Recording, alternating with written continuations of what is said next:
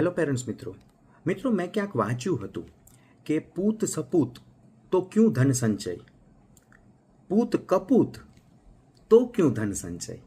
એટલે કે અગર તમારી મારી આપણી ઓલાદ આપણા સંતાનો આપણો પુત્ર કે આપણા પુત્ર સપૂત છે તો એના માટે પૈસા સંગ્રહ કરવાનો, દોલતનો સંચય કરવાનો કોઈ ફાયદો નથી. કારણ કે એ એક સપૂત છે તો તે પોતાના દમ પર, પોતાની કાબિલિયત પર તમારા મારાથી પણ વધારે પૈસો ઊભો કરી જ લેશે, દોલત કમાઈ જ લેશે.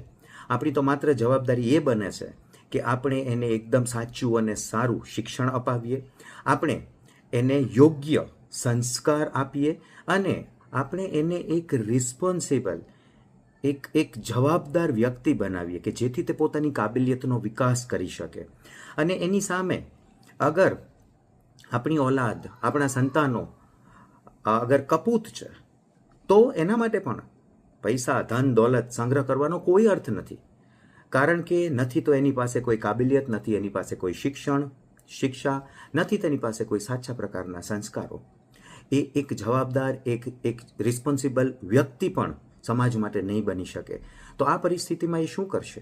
આ પરિસ્થિતિમાં એ આપણી, તમારી, મારી પૂરા જીવનભર મહેનતથી કમાયેલી જે ધન દોલત હશે તેને એ કોઈ પણ રીતે વિચાર્યા વગર બહુ ઓછા સમયની અંદર વેડફી કાઢશે, ઉડાડી દેશે.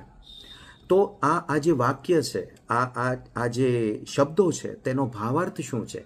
કે આપણે આપણા સંતાનો માટે માત્ર પૈસો એકઠો કરવો, તેમને ધનવાન બનાવવા, તેમના માટે દોલત એકઠી કરવી, તેના ઉપર ધ્યાન ન આપતા, પરંતુ તેમને આપણે શિક્ષિત, કાબિલ, સંસ્કારી અને જવાબદાર વ્યક્તિ બને તેના ઉપર ધ્યાન કેન્દ્રિત કરવાની જરૂર છે.